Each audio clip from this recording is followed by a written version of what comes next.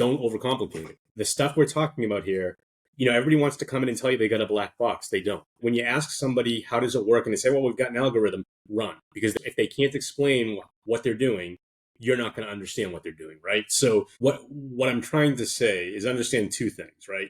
You're going to have people talk to you about AI. What's AI, right? AI, again, not a black box. AI is simply, it's something that has massive amounts of computing power that can look at all the different variables that you could too.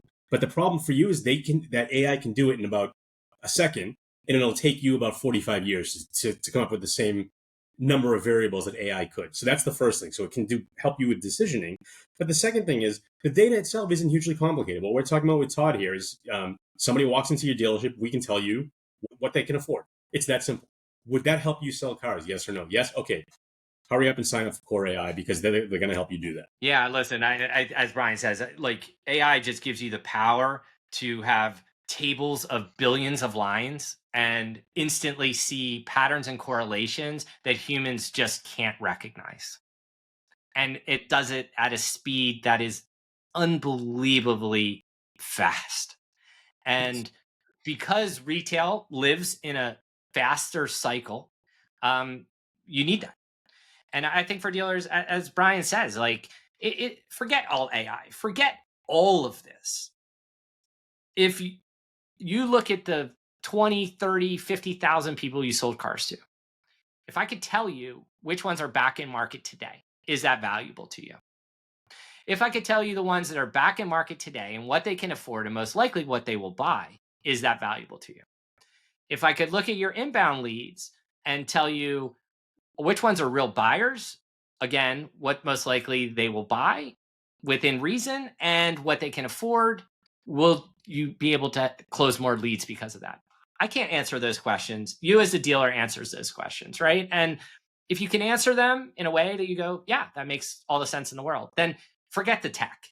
Like to me, it's business. It's Great point. Always think process first and then the tech that supports your process.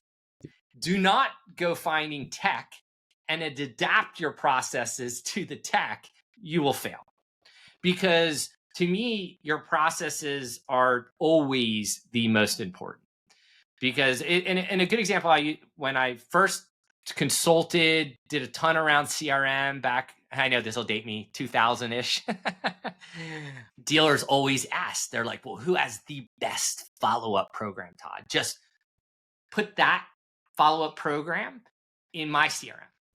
And I'd be like, that's the fastest way to fail. And they'd be like, what are you talking about? I was like, that's their business. Your business is different. What you should do is don't do a lot, do very little, and does it work or not? Then correct, add a little more, take a little off this, put a little bit more farther out, put more close. Like you have to build your own.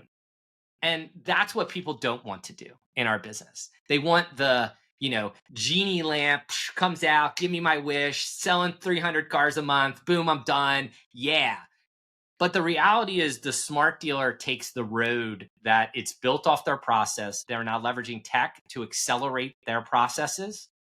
They're the ones who are going to win this every single day.